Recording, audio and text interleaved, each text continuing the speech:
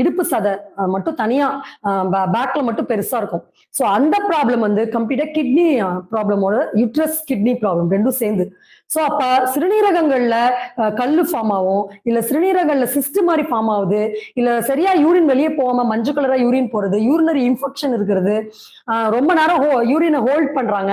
இந்த மாதிரியான ப்ராப்ளம்லாம் இருக்கும்போது அந்த டாக்ஸின் சரியா ரத்தத்துல இருந்து பிரிஞ்சு யூரின் வழியா போகாததுனால அந்த டாக்ஸின்ஸோட அக்யூமுலேஷன் என்ன ஆகும், ஒரு விதமான ஒரு கேஸ் கிரியேட் ஆகும். ஸோ அந்த கேஸ்னாலதான் அந்த ஏரியா மட்டும் தனியா அப்படியே உப்பலாயிடும்.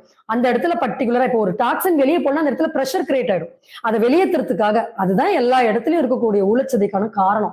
ஸோ அப்ப அந்த பிரஷர் கிரியேட் ஆகும்போது ஆட்டோமேட்டிக்கா நமக்கு இந்த மாதிரியான சதை நம்ம இறங்குறதே கிடையாது. அதுக்காக நம்ம என்ன எஃபோர்ட் போட்டாலும் அது இறங்காது. அப்படியே இறங்கினாலும் திரும்ப கொஞ்ச நாள்ல போட்டுருது. ஸோ இப்ப நம்ம கால்கள் தொடையில இருக்கக்கூடிய ப்ராப்ளம் கெண்டக்கால் சதை